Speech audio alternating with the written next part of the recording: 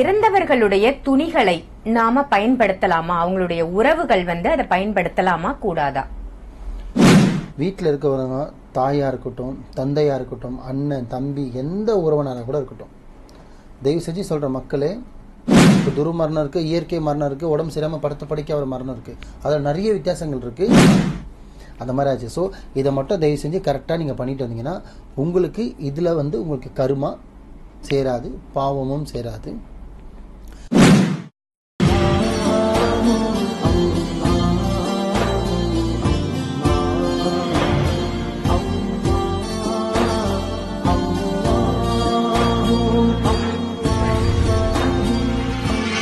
மர்ஜன் மனையர்கள் அனைவருக்கும் அன்பான வணக்கங்கள். புழல் காவாங்கரை MM டவர்ஸ்ல இருக்கக்கூடிய மாலிக் பாய் அவர்களை தான் சந்திக்க வந்திருக்கோம். வணக்கம் பாய். வணக்கம்மா பாய். இன்னைக்கான டாபிக் என்னன்னா, ஒவ்வொரு நாளும் பொதுமக்களுக்கு ஒவ்வொரு விதமான புது புது தகவல்கள் நீங்க கொடுத்துட்டு வரீங்க. மக்களும் உங்களுடைய தகவல்களை பின்பற்றி நிறைய நல்ல விஷயங்கள் செய்யறாங்க. நல்ல சின்ன சின்ன பரிகாரங்கள்லாம் அவங்களே கூட செஞ்சுக்கிறாங்க அப்படின்னு தான் சொல்லணும். நல்ல விஷயம் அதற்கு. அது ஃபர்ஸ்ட் நீங்க அந்த மாதிரி நல்ல விஷயங்கள் செய்யறதுக்கு உங்களுக்கு முதல்ல ஒரு நன்றியை தெரிவிச்சுக்கிறேன். இன்னைக்கான டாபிக் பாய், இப்போ இறந்தவர்களுடைய துணிகளை நாம பயன்படுத்தலாமா? அவங்களுடைய உறவுகள் அதை பயன்படுத்தலாமா கூடாதா? ரொம்ப பெரிய விஷயத்தை கேட்டிருக்கீங்க. இதுவரையும் கேட்காத ஒரு விஷயம் என்னன்னு பார்த்தீங்கன்னா, இந்த உலகத்தில் இந்த ஊருன்னு இல்லை, எந்த ஊராகட்டும், இந்த நாடாக கூட இருக்கட்டும், எல்லார் மனசுல அந்த பயம் இருக்குது, அந்த ஒரு அச்சம் இருக்குது. எப்படி ஒருவராக இருக்கும்போது, உயிராக இருக்கும்போது பார்த்தீங்கன்னா, தொட்டு பேசுறதுலேருந்து கட்டி பிடிச்சி பேசுறதுலேருந்து, அது எந்த உறவானா இருக்கட்டும், அவங்க உடம்பு சரியாமல் இருந்தால் கூட பார்த்தீங்கன்னா கட்டி அணைச்சிப்பாங்க. ஆனால் உயிர் பிரிஞ்சதுக்கப்புறம் அவங்களுக்குள்ள ஒரு பயம் வந்துடும். எப்படி இது யூஸ் பண்ணலாமா, பண்ணக்கூடாதா? ஸோ வீட்டில் இருக்கவங்க தாயாக இருக்கட்டும், தந்தையாக இருக்கட்டும், அண்ணன் தம்பி, எந்த உறவனாக கூட இருக்கட்டும், தயவு செஞ்சு சொல்கிற மக்களே, நிறைய பேர் மனசில் பார்த்திங்கன்னா, இறந்துட்டா அது ஒரு பேய், ஐயோ அது ஒரு பயம், அது ஒரு ஆத்மா அப்படின்னு நினச்சிட்டு இருக்கீங்க. ஆத்மான்றது ஒன்று இருக்குது, சைத்தான்ன்றது ஒன்று இருக்குது, அதில் இல்லை, மாற்று கருத்தே கிடையாது. ஆனால் நம்மளோட உறவே நம்மளை ஒன்றும் பண்ண போகிறது கிடையாது. முதல்ல அந்த என்ன சொல்கிறது, மரணத்திலே நிறைய வகைகள் இருக்குது. இப்போ துர்மரணம் இருக்குது, இயற்கை மரணம் இருக்குது, உடம்பு சரியாமல் படுத்த படிக்க ஒரு மரணம் இருக்குது, அதில் நிறைய வித்தியாசங்கள் இருக்குது. முதல்ல நம்ம யாருன்னு ஒன்று இருக்குது. இப்போது ஒரு பையன் இறந்து போயிடுறான், அவன் ட்ரெஸ்ஸு அப்பா போட ஆசைப்படுறாங்க, அது ஒரு கேள்வி இருக்குது. இப்போ அண்ணன் போட எதிர்பார்ப்பான், தம்பி போட எதிர்பார்ப்பான், அந்த மாதிரி எதிர்பார்ப்பு இருக்குது. ஸோ அண்ணன் இப்போ தம்பிக்காரன் இறந்து போயிடுறேன்னா அந்த ட்ரெஸ்ஸை அண்ணன்காரன் போடலாமா போடக்கூடாதுன்ற ஒரு டாட் இருக்குது.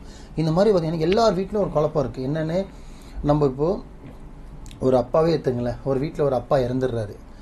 இறந்து போகிறதுல திருப்பி சொல்கிறேன், நான் உங்களுக்கு மக்களுக்கு பெருமை சொல்கிறேன், ஷார்ட்டாக சொல்லிடுறேன். 2 விஷயம் இருக்குமா. நார்மலாக ஒரு மனுஷன் இறந்ததுக்கப்புறம் அவர் பொருளை பயன்படுத்தலாமா படுத்தக்கூடாதுன்னா 200% பயன்படுத்தக்கூடாது. அவங்களோட உடைகளும் சரி, அவங்க எதை யூஸ் பண்ணியிருந்தாலும் சரி. இப்போ இந்த வாகனம்ன்றது வேற, பைக்கு காரு அது வேற, இந்த வாட்சி மொபைல் இது வேற, எலக்ட்ரிக்கல்ஸ் இதெல்லாம் வேற. துணி, செப்பல், அவர் பயன்படுத்தின சீப்பு, அவரோட ஃபோட்டோஸு, அவர் யூஸ் பண்ணுற சின்ன சின்ன திங்ஸு, இதை தயவு செஞ்சு முன்னொருத்தருக்கு யூஸ் ஆகுது, செட் ஆகுது, எனக்கு மேட்ச் ஆகுது, என் சைஸு தான், நான் அவங்க மேலே உயிரே வச்சுருந்தேன், பாசமாக இருந்தேன், நீ இருந்ததான் இல்லைன்னு சொல்லலை யாருமே. கிடைக்காத விஷயம் கிடையாது.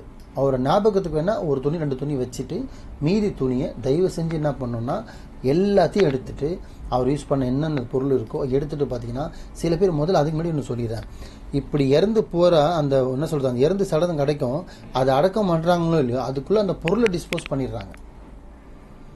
எனக்கு அதுதான் எனக்கு மக்கள் மேலே வர கோவமே. நிறைய வீட்டில் நான் வாட்ச் பண்ணியிருக்கேன். இறந்து அந்த சடலம் சுடுகாடுக்கு போதோ இல்லையோ, கபரஸ்தான் போதோ இல்லையோ, அந்த வண்டியிலேயே இல்லை வேற வண்டியிலேயோ ஏதோ ஒரு வண்டியில் போட்டுட்டு அதுக்கு முன்னாடி அவர் யூஸ் பண்ண பாய், தலைகாணி எல்லாமே பிரித்து போட்டுடுறாங்க.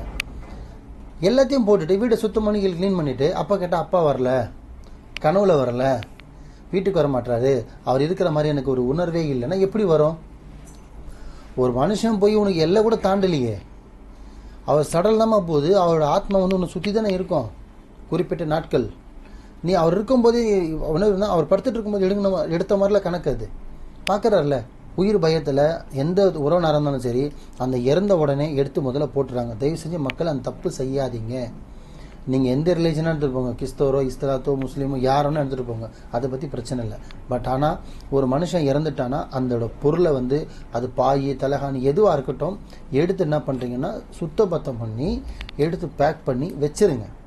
இப்போ ஹிந்துஸில் பார்த்தீங்கன்னா இப்போ 14 நாள் 15 நாள் காரியம் பண்ணுவாங்க. அந்த காரியத்துக்கு முடிஞ்சதுக்கப்புறம் கடலில் போட்டுடலாம்.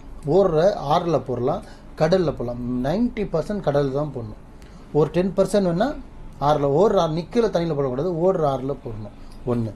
ரெண்டாவது பார்த்தீங்கன்னா அதே மாதிரி இல்லைங்க எனக்கு 15 நாளில் போட முடியல மறந்துட்டேன்னா அதுக்கப்புறம் எப்போ பண்ணனா 1 வருஷம் திதிக்கு அப்புறம் தான் போடணும். என்ன அப்படின்னா வருஷ திதின்னு சொல்லுவாங்க. கரெக்டாக 1 வருஷம் ஆனதுக்கப்புறம் அஞ்சலி மாதிரி கண்ணஞ்சலி மாதிரி பண்ணுவாங்க.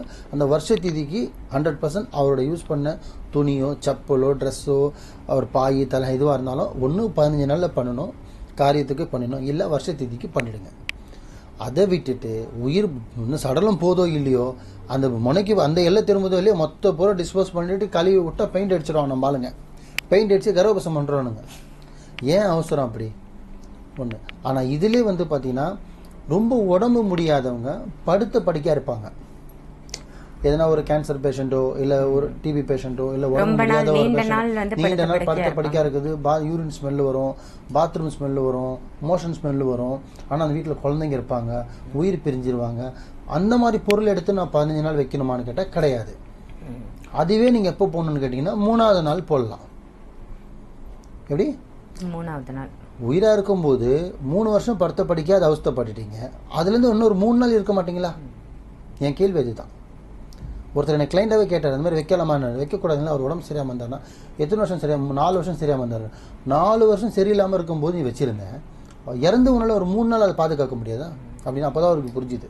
ஸோ அந்த மாதிரி உடம்பே சரியில்லை எவ்வளோ சீரியஸ் கண்டிஷன்லாம் இருந்து மறைஞ்சி இருந்தாலுமே அந்த திங்ஸை வந்து பார்த்திங்கன்னா அது ரொம்ப கந்தலாக இருந்து ஸ்மெல்லே இருந்தாலும் சரி ஒரு பெனால் கிணல் போட்டு கொஞ்சம் பேக் பண்ணி வச்சுட்டு மூட்டை கிட்ட கட்டிடலாம். பேக் பண்ணிவிட்டு வச்சுட்டு 15 நாள் உங்களால் வச்சுக்க முடிஞ்சால் வச்சு போட்டுருங்க. 2 இடத்துல, ஒன்று கடலில் இல்லைன்னா ஓடுற ஆற்றுல நிற்கிற தண்ணியில் போடாதீங்க, கோயில் குளத்தில் போடாதீங்க, பொதுமக்கள் குடிக்கிற தண்ணியில் தயவு செஞ்சு போடாதீங்க. கடலில் போடுங்க, இல்லை ஆறில் போடுங்க. ஆறுன்றது எதனா ஒரு இடத்துல போயிடும், நம்ம விஷயம் அதோட அது இயற்கையாக போய் சேர்ந்துடும். எதனா ஒரு கடலில் ஏன்னா ஆறு எதனா ஒரு கடலில் போய் ஜாயிண்ட் ஆகிடும், எதனா போய் சேர்ந்துடும். அந்த மாதிரி போட்டுடலாம்.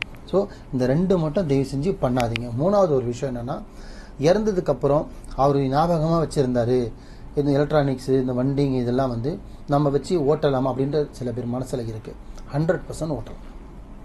அவர் யூஸ் பண்ண ஃபோனாக இருக்கட்டும், அவர் யூஸ் பண்ண வாட்சாக இருக்கட்டும், அவர் யூஸ் பண்ண பைக்காக இருக்கட்டும், காராக இருக்கட்டும், எது வேணாலும் பயன்படுத்தலாம். அந்த ரூமை நம்ம பயன்படுத்தலாமா கேட்டால் 100% பயன்படுத்தலாம். அவர் யூஸ் பண்ண கட்டில் பயன்படுத்தலாமான்னா பயன்படுத்தலாம்.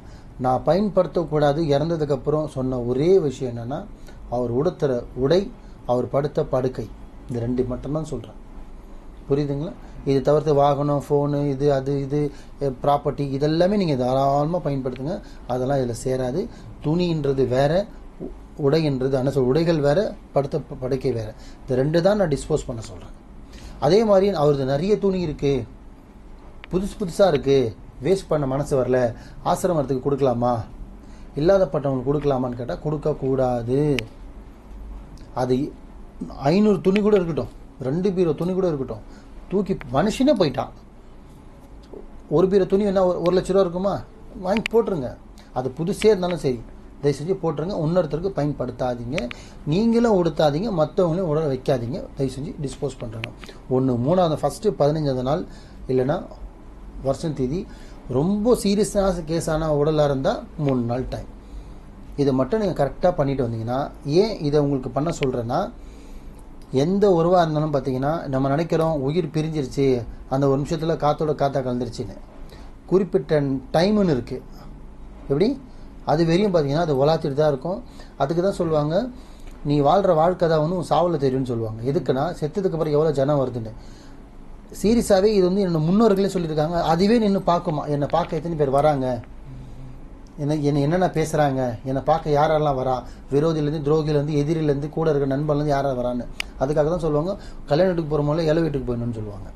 புரியுதுங்களா? இதெல்லாம் வந்து மூத்தவர்கள் சொன்னது, முன்னோர்கள் சொன்னது, வேலை வெட்டி இல்லாமல் இன்னும் சொல்லலை. எல்லாமே கருத்தாக தான் சொன்னாங்க. நம்ம ஆளுங்க எங்கேயே ஏற்றுக்கிறாங்க. வாட்ஸ்அப் ஸ்டேட்டஸே பார்த்தீங்கன்னா சோகமான ஒரு டிபி வச்சு கீழே வந்து ஆர்பியை அது ஒன்று சொல்லி இன்சல் ஒன்று போட்டு வச்சிடுறாங்க. கேட்டால் ஆர்ஐபி அதை போட்டு வச்சுட்டு கேட்டால் ஃபீலிங்காக இருக்கிற மாதிரி. மறுநாள் கேட்டிங்கன்னா விஜய் சார் அஜித் இதோ ரஜித் இதோ உடனே ஒரு சாங் வச்சிடுறது. கேட்டால் சோகமாக இருக்கும். ஒரு நாளில் சோகம் முடிஞ்சிருமா? அந்த மாதிரி ஆச்சு. ஸோ இதை மட்டும் தயவு செஞ்சு கரெக்டாக நீங்கள் பண்ணிட்டு வந்தீங்கன்னா உங்களுக்கு இதில் வந்து உங்களுக்கு கருமா சேராது, பாவமும் சேராது.